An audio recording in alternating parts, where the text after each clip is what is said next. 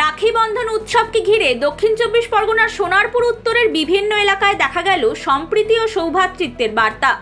গড়িয়ার সংঘশ্রী ঢালাই ব্রিজ এলাকায় বিজেপি কর্মীরা পথ চলতি ছাত্রছাত্রী, সাধারণ মানুষ থেকে শুরু করে বাইক আরোহীদের রাখি পরিয়ে দেন।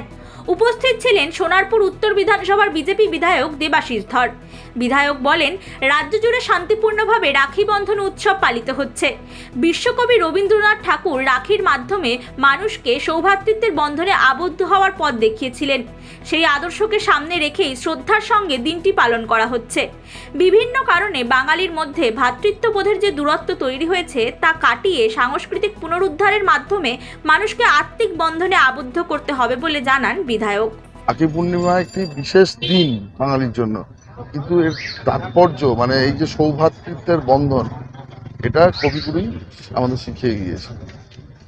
সেই জন্য আমরা এই দিনটাকে বিশেষভাবে পালন করি এবং বিশেষ করে বাঙালির মধ্যে যে ভ্রাতৃত্ববোধ, যেটা বিভিন্ন কারণে এতদিন ডিস্টার্ব অবস্থায় ছিল, আমরা সেই সংস্কৃতি পুনরুদ্ধার করতে চাইছি এবং যত তাড়াতাড়ি আমরা চাইছি যে আমরা প্রত্যেকের সাথে এতটাই আত্মিকভাবে বন্ধনে জড়িয়ে পড়ি যাতে আমরা এই সমস্ত রকম যে অপপ্রচার বা যেগুলো চলছে বা বাঙালি জাতি একটা জায়গায় নিজেদের প্রতিষ্ঠা করেছিল, সেখান থেকে অনেকটা পিছনের 50 বছর অনেকটা সরে এসছে, সেখান থেকে আবার মানে বাংলাকে পশ্চিমবঙ্গের বাংলা তথা পশ্চিমবঙ্গকে বিশ্বের মানচিত্রে এবং ভারতবর্ষের একটা রাজ্যভিত্তিক জায়গায় একদম ওপরের দিকে নিয়ে আসার জন্য আমরা উদ্যোগ নিচ্ছি।